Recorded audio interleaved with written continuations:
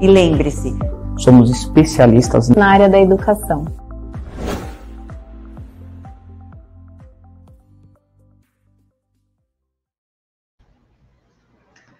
Bom dia, pessoal! Primeiramente, eu gostaria de estar agradecendo a todos os inscritos para estar participando dessa live sobre contrato de prestação de serviços.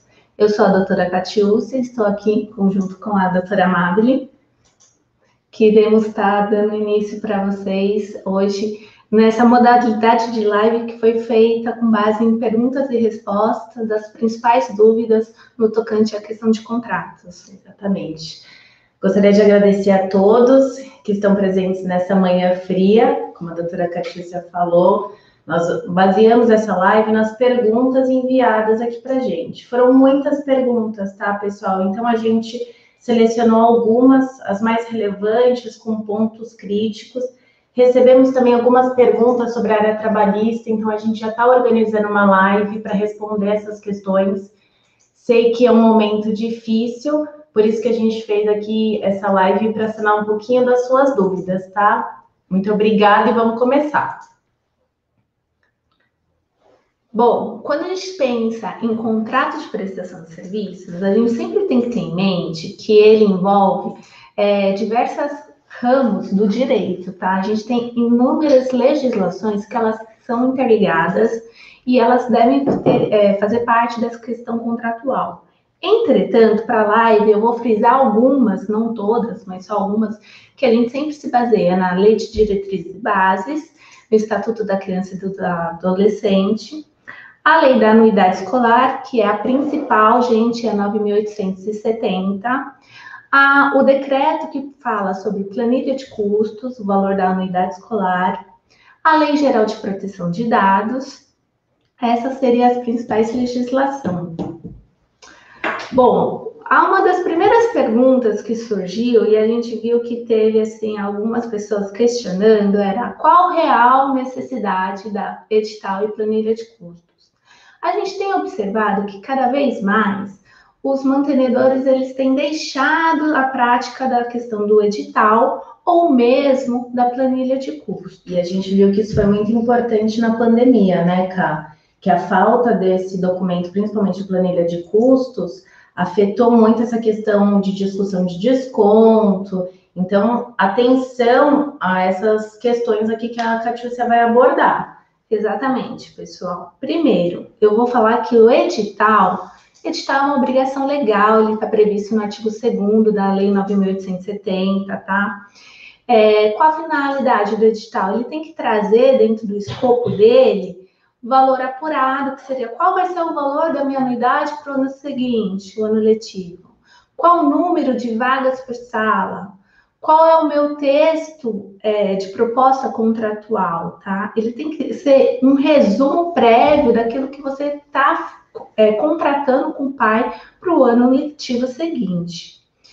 Esse edital ele tem que ser fixado com 45 dias de antecedência do encerramento do período de matrículas, pessoal, porque ninguém pode ser obrigado a estar assumindo um contrato, formalizando uma rematrícula, sem ele estar ciente qual vai ser o valor da sua próxima anuidade, por exemplo. Ou número de vagas por sala. Esse edital, às vezes, ele é importante no sentido quando você está afunilando a sua sala e você precisa, às vezes, talvez, indefinir alguma matrícula por estar extemporânea. Isso é um exemplo, tá? O próximo slide é sobre planilha de custo, que eu vou dar sequência na pergunta. Bom, eu vou te dizer que, assim, planilha de custo, como a doutora Amabile falou, ela foi muito importante em 2020, né? Muito.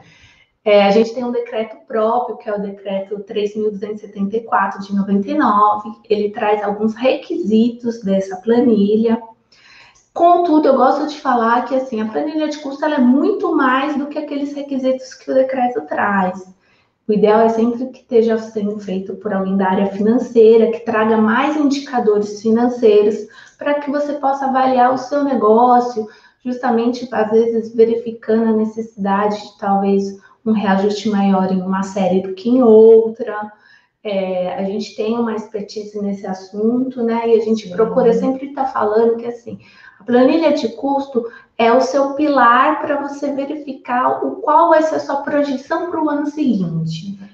E ela se tornou muito importante em 2020, porque, inclusive, o PROCON, ele fez uma nota técnica informando da real necessidade de existir uma planilha de custo no período de pandemia, para verificar a possibilidade de eventuais descontos. Eu acho que aqui, Cá, vale a pena a gente trazer a experiência que a gente teve. O PROCON, né, em 2020, ele soltou diversas notas técnicas. E, então, o que aconteceu também? Muitos pais procuraram a entidade para obrigar a escola a dar desconto no período de pandemia. Nós recebemos muitas notificações nesse sentido e todos os clientes que tinham uma planilha de custos bem elaboradas, o PROCON ele arquivou o caso, ou seja, a escola ganhou porque ela demonstrou que o valor que ela projetou para o ano de 2020 estava de acordo com os seus custos e que ela não poderia dar desconto. Ou, se ela deu algum desconto, ele estava condizente com a planilha de custos. Então, ela foi extremamente importante. Inclusive, na legislação, ele dá mais ou menos um modelinho de planilha de custos, mas a Catiúcia abordou muito bem. É necessário, nós recomendamos que a escola contrate um profissional para fazer essa planilha de custos, tá?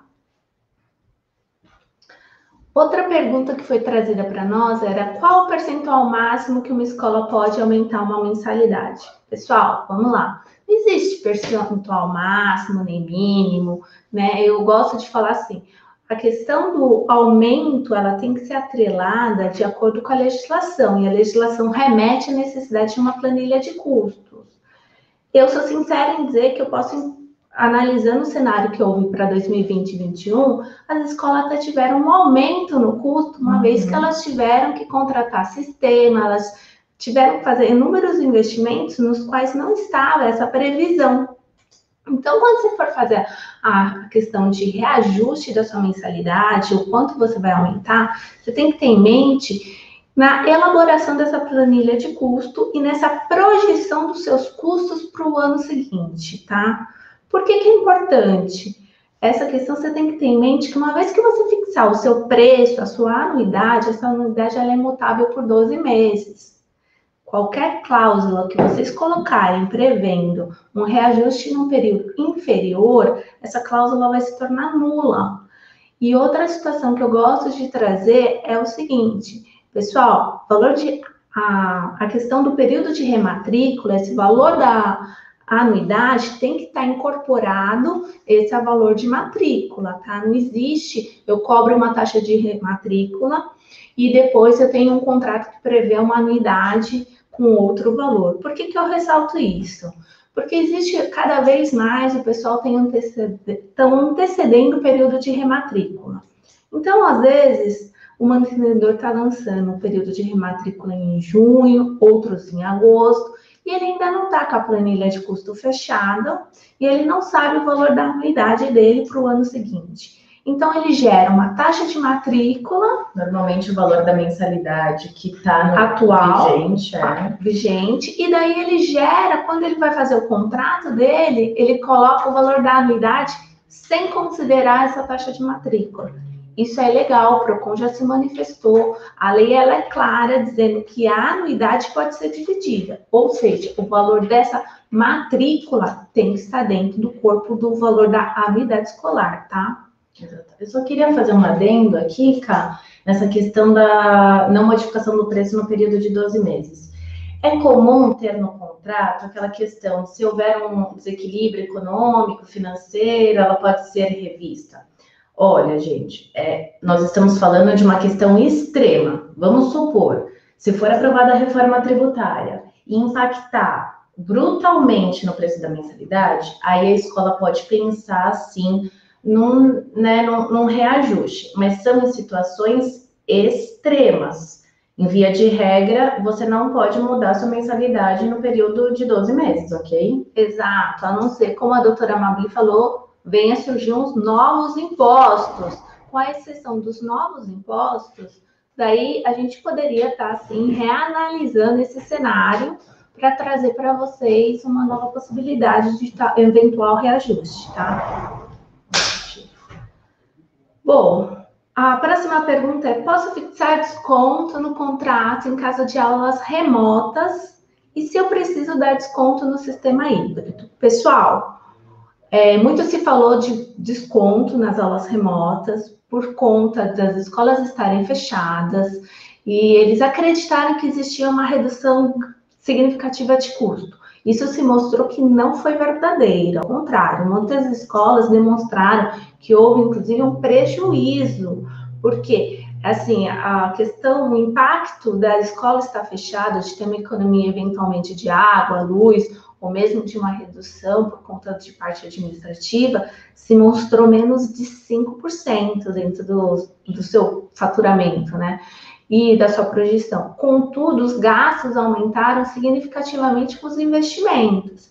Então, a gente entende, primeiro, que não é obrigatório ter uma fixação de desconto no contrato de prestação de serviços para aulas remotas.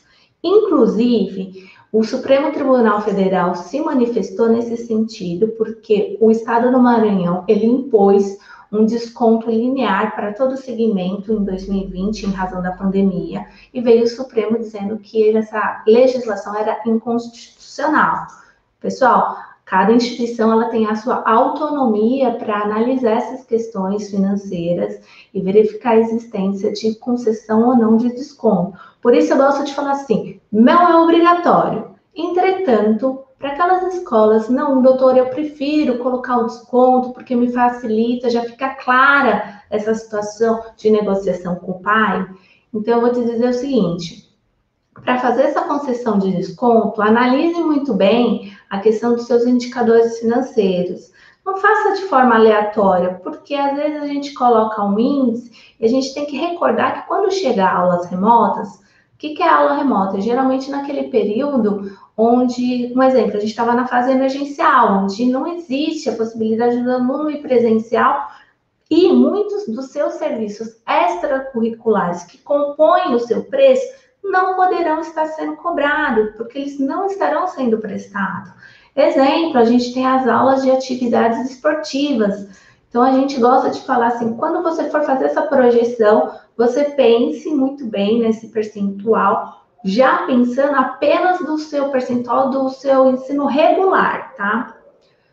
Com relação à outra parte da pergunta, é preciso dar desconto ao sistema híbrido? Pessoal, eu entendo particularmente que não. Não precisa dar desconto, porque esse aluno está indo presencialmente, ao contrário, a escola está tendo uma dupla despesa, porque ela está mantendo o seu sistema presencial mais o seu sistema de ensino remoto, tá? Você não está tendo nenhuma questão de diminuição de custos nos impactos, ao contrário, porque você está tendo o custo de manter a sua infraestrutura aberta, mais todo o seu custo de sistema mesmo por conta do ensino remoto. Vamos lá. Pode a escola conceder descontos diferenciados aos alunos? Como qualquer desconto, é uma mera liberalidade da escola. E vou remeter lá de novo ao primeiro slide. A planilha de custo é o principal documento para a escola viabilizar esse desconto ou não. Ou seja, desconto não é obrigatório. E aqui a gente tem que tomar cuidado com essa questão de descontos irmãos, desconto pontualidade. Tudo isso, se a escola ela vai fazer esse tipo de desconto, ela tem que prever lá na sua planilha de custos. Esse tipo de desconto, normalmente, já está embutido no corpo do contrato de prestação de serviços. Mas tem que ser uma cláusula à parte. Por quê? Vamos supor que eu tenha desconto irmão. Acima de 3 irmãos tem 10% de desconto. Mas esse desconto ele tem que estar condicionado à adimplência desse pai. Porque imagina, ele tem 3 filhos. Ele não paga essas mensalidades. Ele vai continuar tendo esse desconto? Não, não vai. Eu tenho que ter o valor cheio do valor da anuidade, previsão do desconto irmão e previsão de que, caso ele esteja inadimplente, ele vai perder esse desconto. E aqui a gente tem que ter muito cuidado com a questão de descontos aleatórios. É muito comum que o pai chegue lá na escola e fale o seguinte: olha, eu não tenho condição de pagar essa anuidade aqui, eu preciso de 20% de desconto. A escola vai analisar, remetendo lá para a planilha de custos, hein? Não vamos esquecer disso. Ela falou assim: tá bom, eu vou te dar um desconto. Primeiro, como que eu devo fazer esse desconto? Em termo aditivo.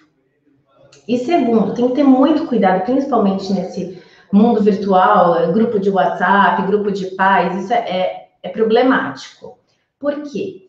Em regra, todo e qualquer desconto concedido, eu tenho que estender a toda a comunidade escolar. Aqui em São Paulo, já existe uma legislação nesse sentido, que dispõe sobre a obrigatoriedade dos fornecedores, prestadores de serviços, estenderem os seus descontos a toda a comunidade. Então, tem que ter muito cuidado nessas concessões aleatórias de desconto. Exato. E aí, vou até só complementar o que a doutora Magri falou, porque às vezes, nesse período que a gente está passando de pandemia, muitas escolas fizeram chamada para captação de novos alunos, divulgando nos seus sites, mídias sociais, informando assim, 50% para o novo aluno do infantil ou do primeiro ano do ensino fundamental, tá, pessoal? Quando você divulga, você fez uma propaganda, você está divulgando isso para todos os consumidores, o seu pai que está lá, que é de casa, ele também tem direito. Você não vai poder negar a ele esse tipo de desconto. Exatamente. E também tem a questão daqueles descontos de Olimpíadas, né? Isso tem que tomar muito cuidado. Se a escola optar por esse tipo de desconto, vamos supor, a Olimpíada de Física, o aluno que tiver nota X, Y, Z vai ter uma bolsa de 50%. Antes de lançar qualquer campanha nesse sentido, a escola tem que ter em mente que ela vai ter que ter um regramento muito bem detalhado. Porque se não for detalhado, qualquer outro pai pode vir pleiteando esse desconto, né? Então, qualquer desconto a escola tem que analisar muito bem, a começar na sua planilha de custos e os impactos que terão na comunidade escolar também, ok? Vamos para a próxima. Por quanto tempo é válido o contrato? Uma confissão de dívida prorroga o prazo? Bom, vamos lá, vamos responder a primeira pergunta. O contrato para as escolas de educação básica, ele é anual, ou seja, ele tem validade por 12 meses. E para as faculdades, ele pode ser semestral ou anual, tá? Aí chegou uma pergunta muito interessante que todos os anos a gente tem essa dúvida. Eu posso utilizar um contrato com renovação automática? Não, por favor, não façam isso. O contrato ele deve ser elaborado todo ano. Ai, por que eu tenho que fazer isso? Porque, gente, as condições da contratação ela pode mudar. Olha lá, em 2019 para 2020 a gente teve uma pandemia. As condições mudaram. Eu tive que colocar novas regras, eu tive que reajustar o meu preço, eu tive que adaptar toda a aula presencial para uma aula remota. Ano a ano, as condições elas são modificadas, principalmente o preço. Então, nós não recomendamos de forma alguma fazer um contrato com renovação automática, tá legal? Agora vamos para a resposta da segunda pergunta. Uma confissão de dívida prorroga o prazo do contrato de prestação de serviços? Jamais. A confissão de dívida ela não prorroga um prazo, tá? Então, o que é a confissão de dívida? Bom, o pai lá ele está devendo para a escola o contrato de 2020. A escola foi lá e falou assim, olha, pai, você está me devendo aqui, o seu valor é de 10 mil reais, você tem que me pagar isso. Isso não quer dizer que ele está estendendo o contrato dele, ele não está prorrogando o contrato dele, ele só está falando que aquele pai deve a mensalidade de 2020 que nós estamos fazendo um acordo para ele me pagar, tá bom? Agora, tem que ter um cuidado quando e como eu vou fazer essa confissão de dívida. Vamos supor que o pai chegue em novembro de 2021 e ele está devendo o ano de 2021, tá? E ele quer fazer uma confissão de dívida. Ele quer falar para a escola que ele vai pagar. Só que é novembro, eu já estou em rematrícula. E a lei assegura que ao aluno adimplente, eu tenho que fazer a matrícula. Ao aluno inadimplente, eu não tenho que fazer a rematrícula. E aquele pai falou assim, olha, eu quero te pagar em 10 parcelas o ano de 2021. Não façam isso, porque aí ele vai ter assegurada a rematrícula do aluno. O que a gente recomenda aqui? Dependendo da época do ano que o pai chegue para fazer essa renegociação, que o número de parcelas esteja vinculado ao período de rematrícula. Então, se ele chega em novembro e quer fazer essa confissão de dívida, aceite à vista ou, no máximo, em 2 parcelas. A gente vê muito isso acontecendo no final do ano, né, Ká? Que os pais chegam lá, querem renegociar a dívida, para quê? Para ter assegurada a matrícula do ano seguinte. E aí a escola acaba num beco sem saída, porque a legislação determina que ela tem que fazer essa rematrícula, ok? E daí, geralmente, o que vai acontecer, pessoal? Você vai ficar com uma dívida de 2020. Provavelmente 2022. Exatamente. Acontece muito isso, e no momento de qualquer realização de acordo ou num processo de cobrança, a escola tem que ficar muito atenta e também fazer instrumentos que depois, caso não haja o pagamento, ela possa cobrar devidamente isso. Então, percam um tempo pensando nesse processo de cobrança, como vai ser feito, qual é o termo que eu vou usar, qual é o prazo que eu vou dar, ok? Exato. Por isso que o contrato ele é tão importante, porque um contrato bem elaborado, ele vai facilitar e agilizar esse processo. Caso o contrato, como vocês até mencionou, a doutora Amabile falou, se ele tivesse um contrato de renovação automática, ele não vai ser um título executivo futuramente. Tá? Exatamente, que é uma modalidade de cobrança que a gente vai até falar no final da live, como que se formaliza essa questão de executividade do título, ok? Vamos para a próxima pergunta, então. O contrato acessado online, sem assinatura digital, mas apenas com a confirmação de leitura, tem validade jurídica? Bom, vou primeiro responder essa parte da pergunta, dizendo assim, não, pessoal, não tem. Confirmação de leitura não dá o aceite. Vocês precisam, no mínimo, ter um aceite, tá? Porque, assim, se tiver apenas o pai visualizou, você mandou um exemplo, disparou pelo seu sistema e chega lá o seu sistema, ele informa que o pai abriu, chegou a confirmação de leitura. Isso não dá validade alguma para vocês. Contudo, doutora, mas não é esse tipo que eu estou falando. Dentro do meu portal, eu tenho aquele termo de aceite eletrônico, onde o pai entra, visualiza o contrato, no final ele tem que imputar alguns dados, até para confirmar que é ele. Um exemplo, nome, CPF, algumas informações, tá? E no final ele dá aquele famoso li e aceito. Tem validade se for dessa forma? Pessoal, ela tem uma validade parcial, ela tem validade? Tem, porque o pai, ele está indo com aqueles termos que foi previamente colocado no contrato.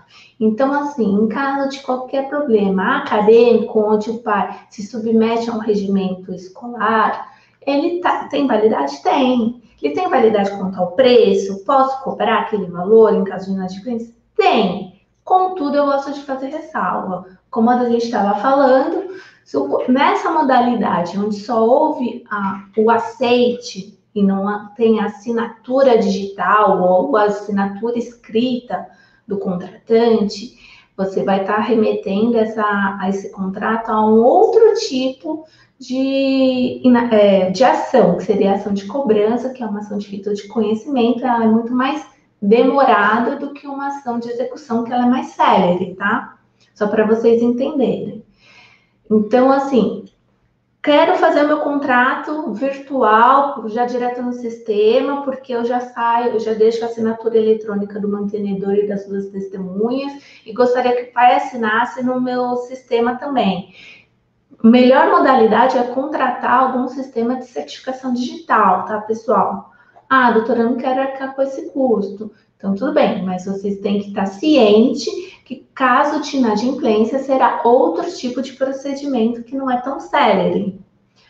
Agora, outra parte da pergunta era, o contrato de assinatura, o contrato foi assinado de forma escrita, mas ele foi digitalizado. Isso aconteceu muito agora em 2021, eu tenho observado, muitos clientes reclamaram que assim mandaram, até por conta desse distanciamento, foi encaminhado essa questão de rematrícula via sistema. Muitos pais até não trouxeram contrato, né? E os alunos estão, isso daí é uma outra forma, outra questão que deve ser abordada posteriormente.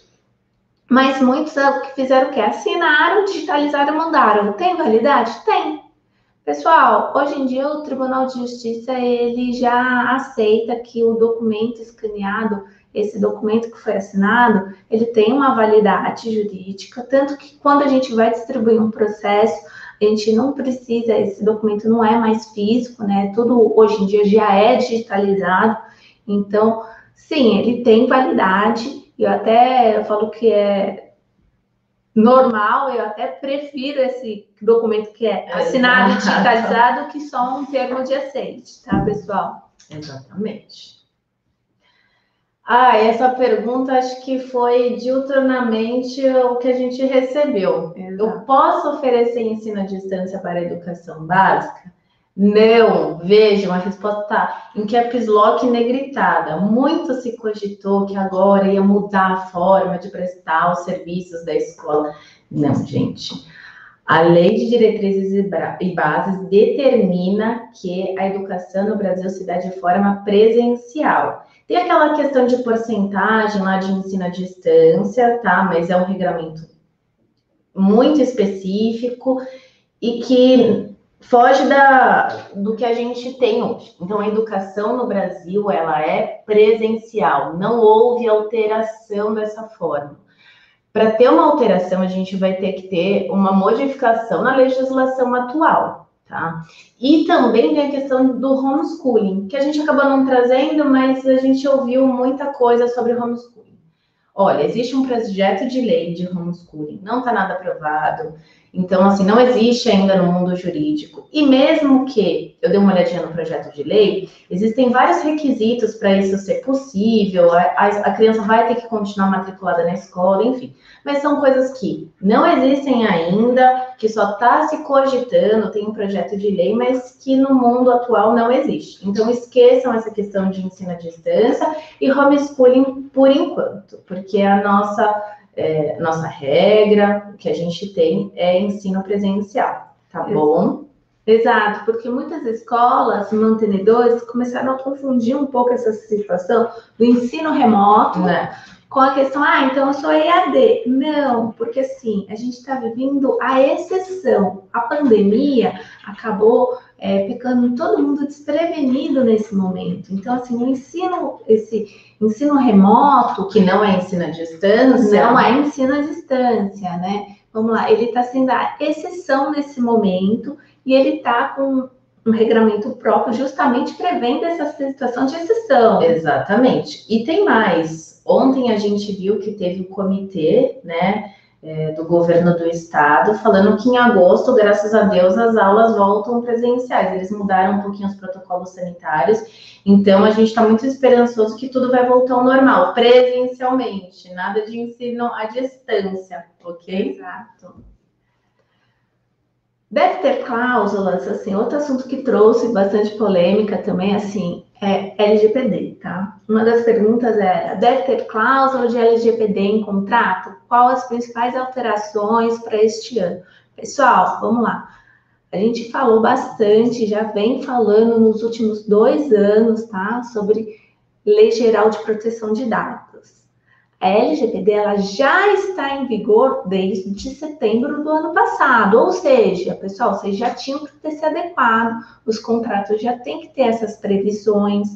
Provavelmente, assim, os mantenedores já deveriam ter feito essa preocupação de fazer mapeamento de risco, levantar quais são os dados que de fato são armazenados, tratados dentro da sua instituição. Por quê? A lei ela já está em vigor, o que significa que desde setembro o seu consumidor ele pode reclamar ação judicial contra a eventual escola em caso de vazar algum dado. O que tem é o seguinte, muitos falam assim, mas a verdadeira aplicação vai começar em agosto deste ano, de 2021. Não, em agosto de 2021 vai estar sendo liberada as sanções administrativas. Que são pesadas. Exato, o valor delas chega a ser bem alto, que é onde o governo, através dos seus órgãos, vão estar fiscalizando as empresas para ver se elas estão, de fato, cumprindo essa parte da legislação, tá? Então, as escolas têm que se adequar, a gente já até falou muito sobre isso, e principalmente em 2021, a gente modificou um pouquinho os contratos dos nossos clientes, por conta que, em razão da pandemia do Covid, ele trouxe para a escola, inclusive, mais um requisito de armazenamento de dados sensíveis, que às vezes são os exames médicos, que você, até por uma questão de obrigação legal, você tem que fazer essa comunicação para o órgão governamental, em caso de um aluno estar com Covid ou estar com o Covid confirmado, tá? Outra questão que trouxe, assim, até em razão da pandemia, era a questão de cláusulas de imagem, né?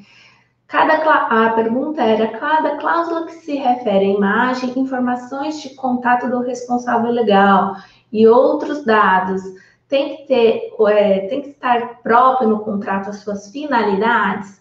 Essa questão, ela está envolvendo um pouco a LGPD, tá? Ele está querendo trazer, eu preciso dizer para tudo que eu estou armazenando a imagem, quais são as suas finalidades, para que eu vou usar cada dado que eu estou coletando dos responsáveis legais. Pessoal, no contrato de prestação de serviços, não dá para trazer todas essas finalidades. Eu gosto de colocar no contrato a seguinte cláusula, que eu estou de acordo, sou ciente que a escola segue as leis gerais de proteção de dados, que será feito objeto de termo de autorização à parte, que faz parte vinculante do contrato de prestação de serviço. Por quê? Um termo à parte? Porque são muitos dados que a escola coleta para diversas finalidades. Exemplo, hoje em dia você coleta os nomes do responsável, CPF, para utilizar tanto para fazer a emissão de boletos, seus dados financeiros, como fazer a transmissão da nota fiscal eletrônica. Você utiliza ele para fazer a transmissão junto à Secretaria de Educação. Então, assim, o mesmo dado, ele tem diversas finalidades. E além de finalidades, de acordo com a Lei Geral de Proteção de Dados, você tem a obrigação de informar por quanto tempo cada dado vai ser armazenado. E o tempo de armazenamento, ele é vinculado àquela finalidade, porque existem dados que vão ser armazenados por um tempo maior e outros por um tempo menor. Então, assim, a questão das imagens, a mesma coisa. A gente está falando de armazenamento, às vezes, que algumas escolas fazem de placa de veículo, porque faz a leitura no Drive. Então, essas situações de dados, cada tipo de dado, ele tem que ser analisado, e é a empresa que faz o quê? O seu mapeamento de risco, o seu mapeamento e controle de dados, que vai fazer o regramento desses dados, vai trazer planilhado, detalhado, para que seja feito o quê? Um termo anexo, tá, pessoal? E só a título de curiosidade, nós tivemos um cliente que ele fez esse mapeamento e deu em torno de 30 laudas. Então, veja, a escola pode recolher um X dados, só que as finalidades desses dados eu posso ter mais de um. Então, tem que estar lá tudo muito certinho, a finalidade, o tempo, e também tem que dar oportunidade desse responsável e falar, não, eu não quero que você guarde esse dado, né, cara? Então, nessa situação, se for um dado que seja público, por exemplo, você informar para a Secretaria de Educação que o aluno está matriculado e lá tem que constar o nome dos pais. É um dado que ele não pode falar que ele não quer que seja encaminhado, porque é uma determinação legal, tá? Então, assim, é super importante fazer esse termo, como a doutora Catícia bem abordou aqui, que não esteja dentro do contrato, porque senão a gente vai ter um contrato de 50 páginas. Exatamente. E é inviável esse tipo de situação, tá certo? Outra questão que foi abordada era assim, o contrato de prestação de serviços, ele tem que ter cláusula de Covid, a gente viu muito isso no final do ano, particularmente a gente soltou várias matérias, Sim. né? E a gente entende que o contrato, ele tem que trazer, sim, tá, algumas cláusulas. A gente não vai prever toda a situação da pandemia, toda a situação de Covid. Mas, assim, a gente trouxe para o contrato cláusulas de isenção de responsabilidade em caso de eventual contágio. A gente tem que trazer para o contrato para ficar nítido a situação de obrigatoriedade de uso de máscara, obrigatoriedade tanto do menor quanto dos responsáveis legais de se submeter ao protocolo sanitário da escola, a obrigação deles informarem em caso de testarem positivo para o Covid. Por quê, pessoal? Aí tem um fundamental. A gente tem uma obrigação legal, as escolas estão obrigadas, em caso de ter aluno testado positivo, a fazer a comunicação para os órgãos governamentais. Então, assim, o aluno, exemplo, né? A gente tem verificado muito essa situação. Às vezes, de repente, o aluno some, né? Ele está frequentando a aula e passa uma semana e ele não vem. A escola tem que ter também esse cuidado de entrar em contato, verificar qual é a razão, porque imagina, pelo protocolo atual que está, se o aluno daquela sala ele testou positivo, aquela sala ela tem que entrar em quarentena. Então, a escola tem a obrigação de ter esse cuidado, de entrar em contato, de verificar, às vezes, o motivo de afastamento. Em caso, às vezes, o pai fala assim, realmente, meu filho está com Covid. Ele tem que te encaminhar o documento que ateste, o atestado, ou, assim, não precisa ser o exame que demonstre que atestou positivo, mas o atestado médico informando ou afastando esse aluno, tá? Exatamente. Outra questão que sempre traz polêmica é a questão de material didático, tá? Então, a gente fala assim, material e atividades extras, que a gente vai tratar um pouquinho mais à frente, mas eu vou falar agora do material. É uma dúvida que sempre surge, que é em caso de cancelamento do contrato antes do término do ano letivo. Eu preciso ter uma cláusula dentro do contrato que o material didático vai ter que ser pago integralmente? Gente, eu vou te dizer o seguinte, uma coisa é prestação de serviço e outra coisa é material didático, tá? O contrato de prestação de serviços educacionais, o próprio nome já fala que é prestação de serviços. Você não deve, o ideal é que não se coloque cláusula dizendo que o material didático deve ser pago integralmente. Por qual motivo? Justamente para não dar venda casada. Uma situação ainda, não, doutora, mas eu tenho dentro do escopo da minha empresa, eu tenho a finalidade no contrato social de venda de material didático também, eu tenho inscrição estadual, eu também tenho o KNAI próprio para fazer essa venda do material didático.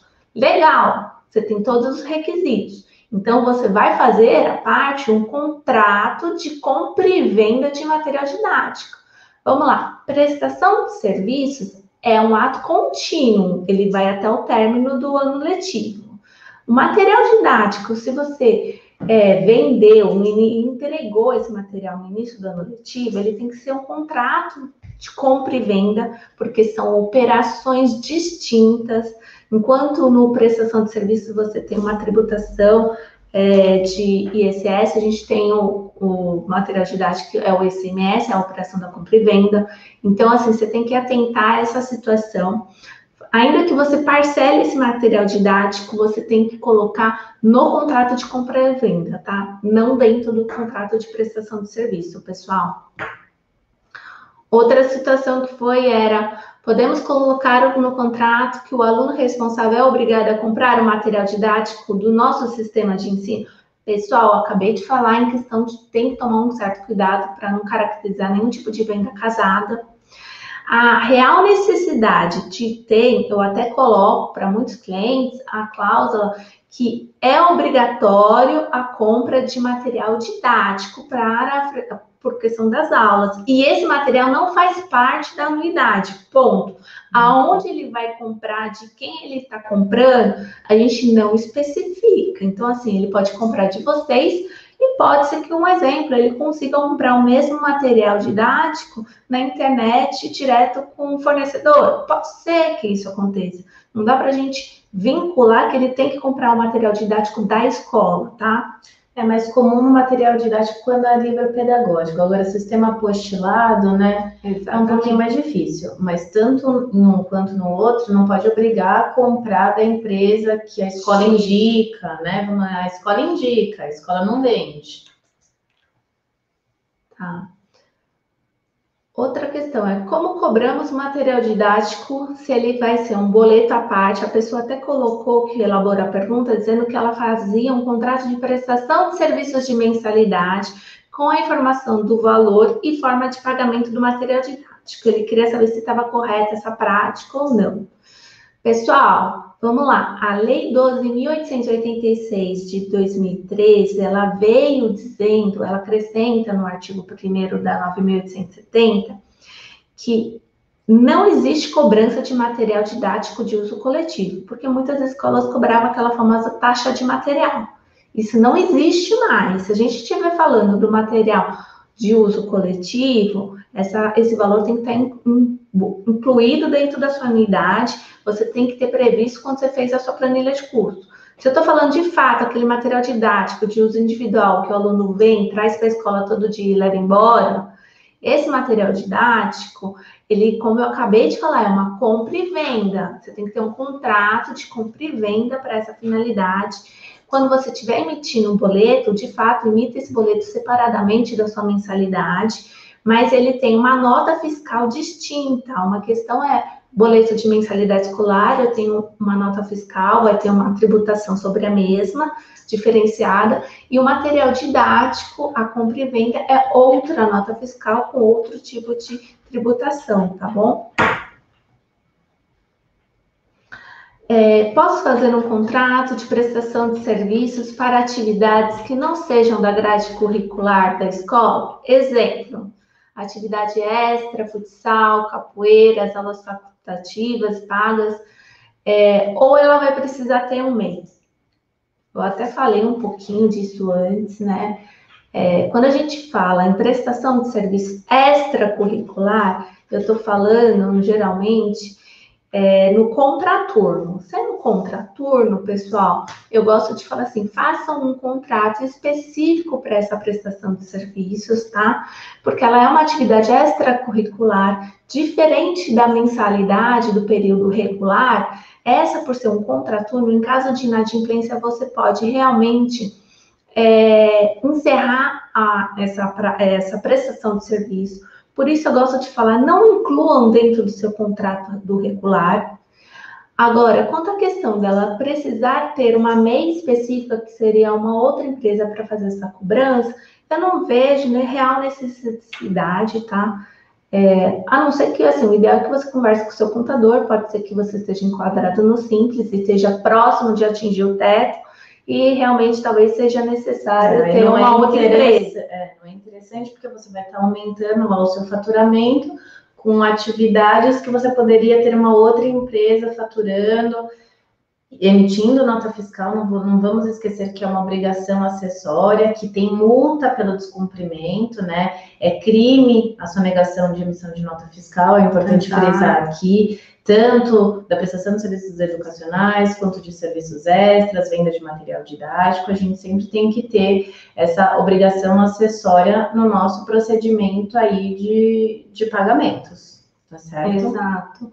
Então, vamos lá, faça o seu contrato de forma separadamente, tá? Com certeza. Para essa prestação de serviço, até porque dentro dessa linha, existe, se for um extra de uma atividade intelectual, existe outro material didático.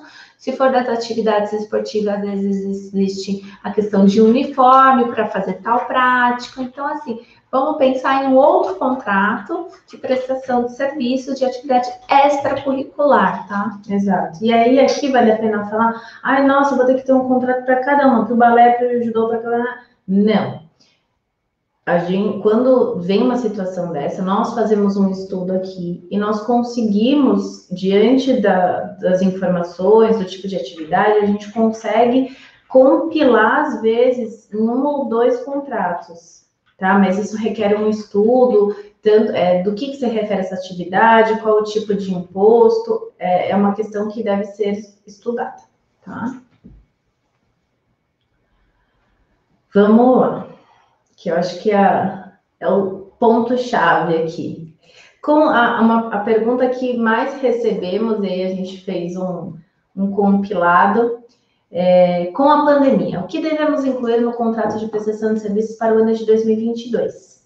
Quais as principais cláusulas que o contrato deve ter?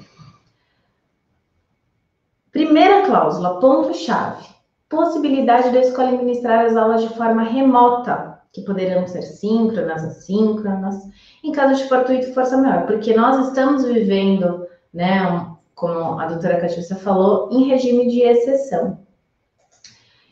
Ou ministradas de forma híbrida. Eu também tenho que estar previsto isso no meu contrato, porque é uma forma de prestação de serviços também em regime de exceção.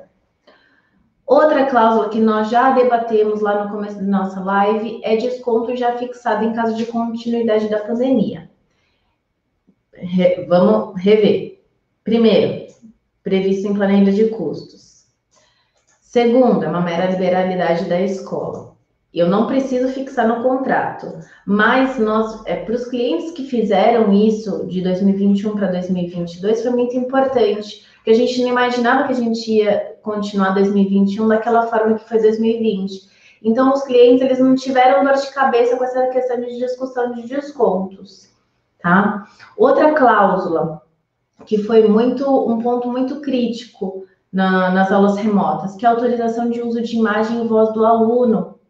Isso foi imprescindível, tá? Então, tem que ter essa autorização de uso, imagem e voz do aluno lá, por conta das videoaulas. E aí, acarreta na questão da responsabilidade pela captura da imagem, da voz do aluno.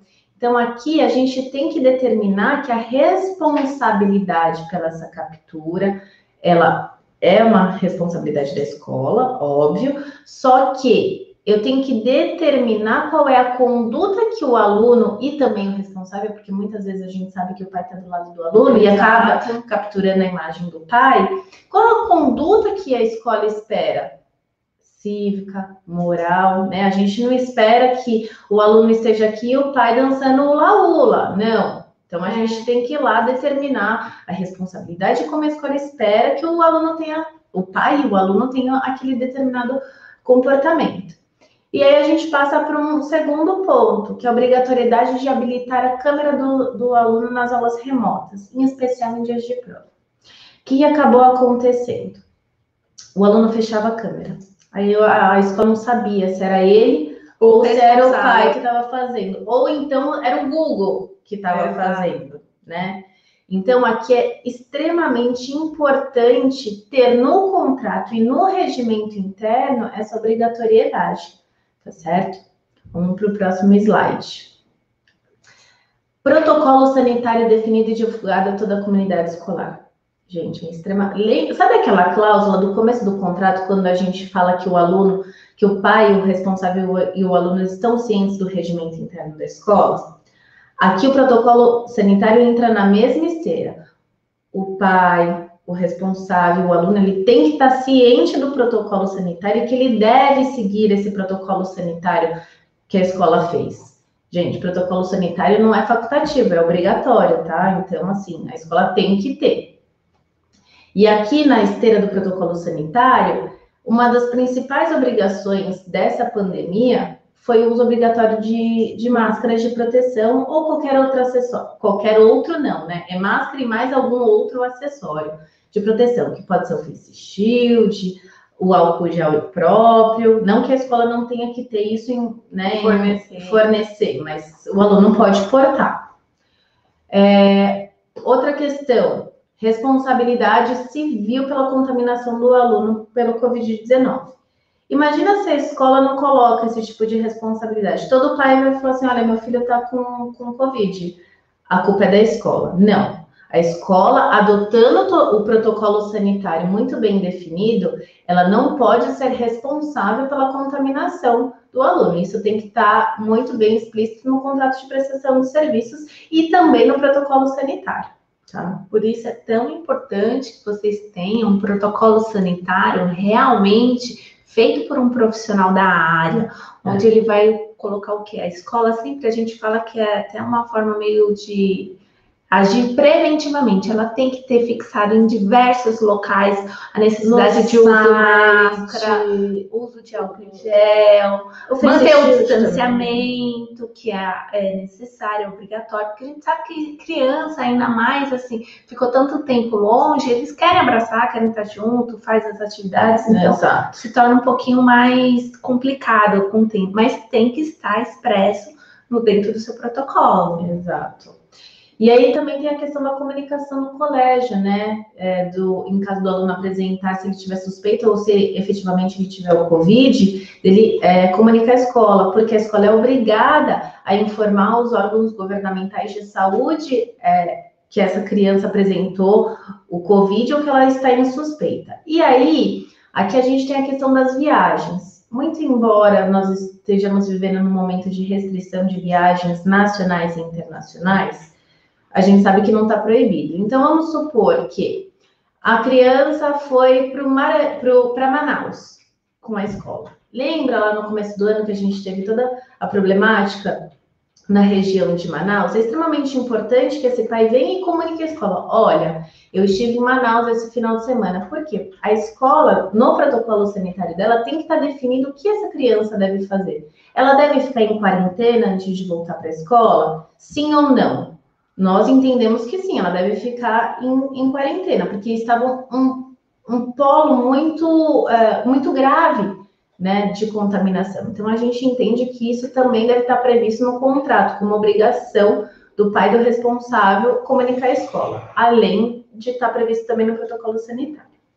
E aí a gente entra aqui em alguns procedimentos administrativos, que é o preenchimento da ficha de saúde, inclusive com a apresentação da carteira de vacinação, inclusive por conta da pandemia. Aqui vai ser uma tendência, né, dos adolescentes a partir de 12 anos, até em Minas Gerais já começou a vacinação de crianças a partir de 12 anos. Então, a escola ela tem que ter esse preenchimento lá na ficha cadastral do aluno. E cláusulas que a gente diz que passa ano, entra ano, ela sempre tem que ter, é do combate à intimidação sistemática, que é o bullying e o cyberbullying. A gente até fez uma palestra, acho que em 2019, sobre isso.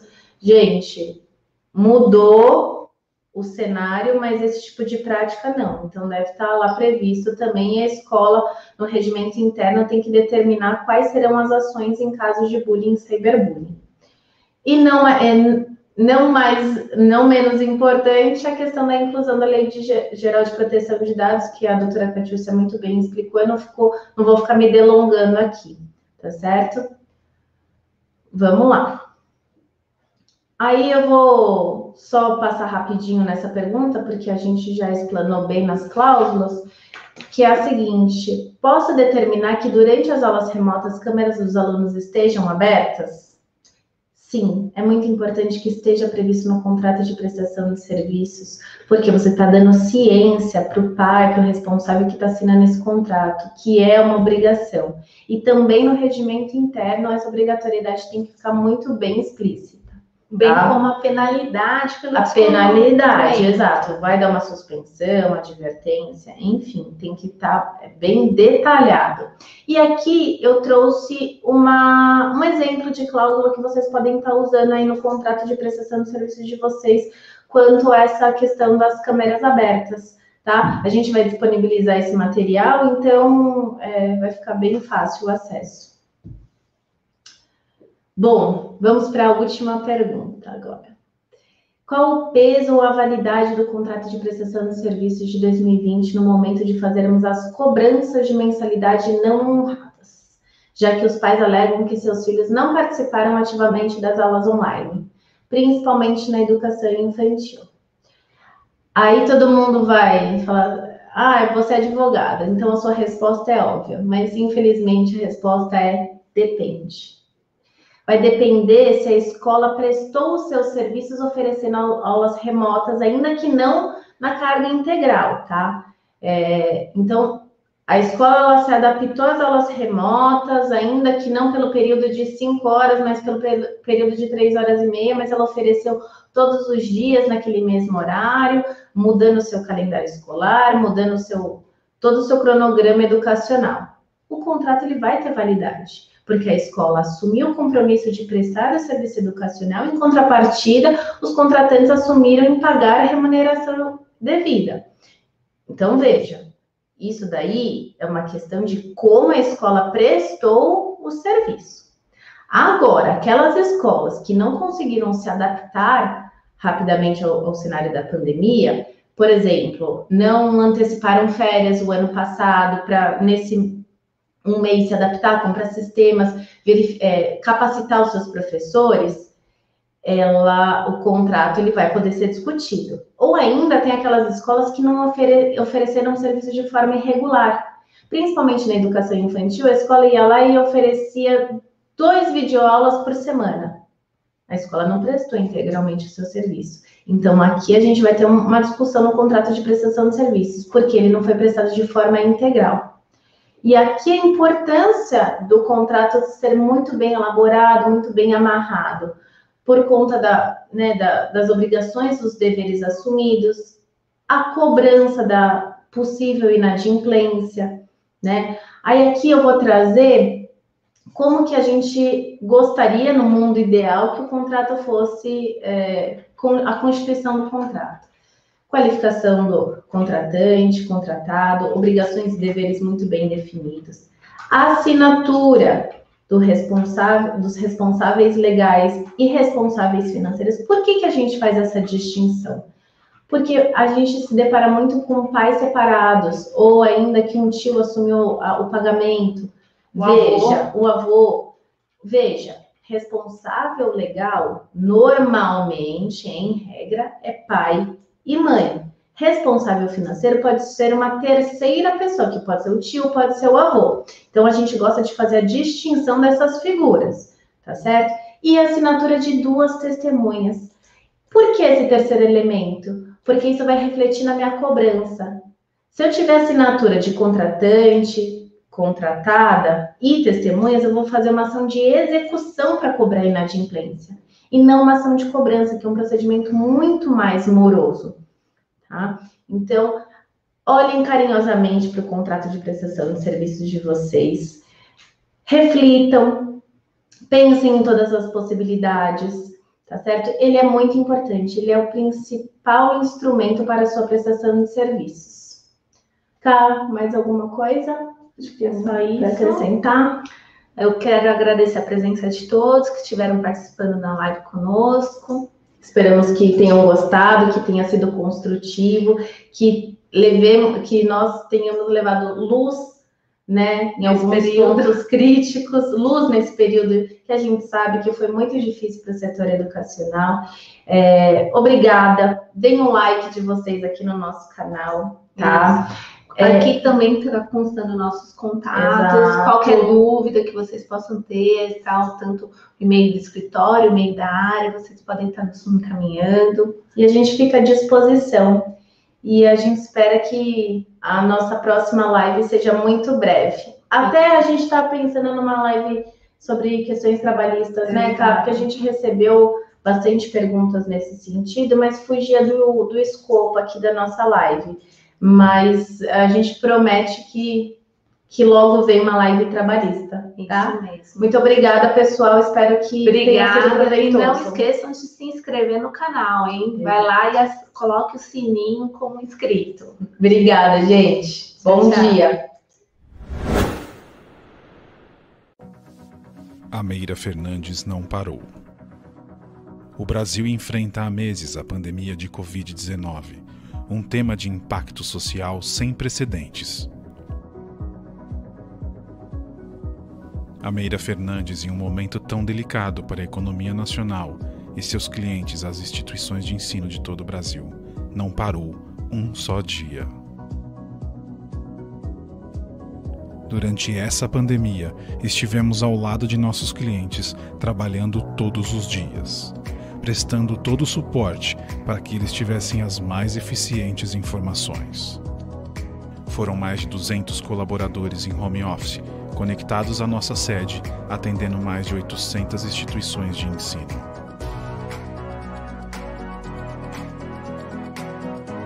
Mais de 30 orientações preventivas produzidas e enviadas aos mantenedores e suas equipes.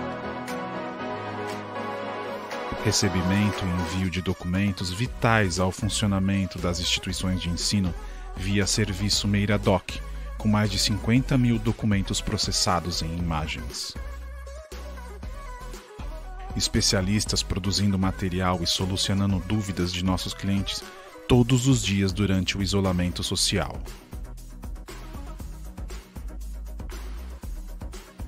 Mais de 20 vídeos especiais sobre as MPs aplicadas às instituições de ensino postados no novo canal do YouTube da Meira Fernandes.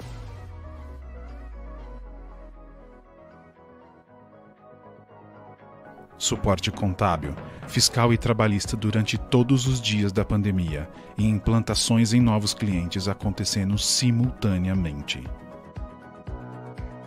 A Meira Fernandes durante a pandemia não parou. Nos preparamos durante anos, investindo em tecnologia e capacitação para estar sempre ao lado de nossos clientes. Oferecemos um suporte eficiente e uma parceria verdadeira que os 40 anos de atuação de mercado chancelam com crescimento e expansão. Consulte a Meira Fernandes. Temos uma solução adequada à sua instituição de ensino. Somos especialistas na área da educação.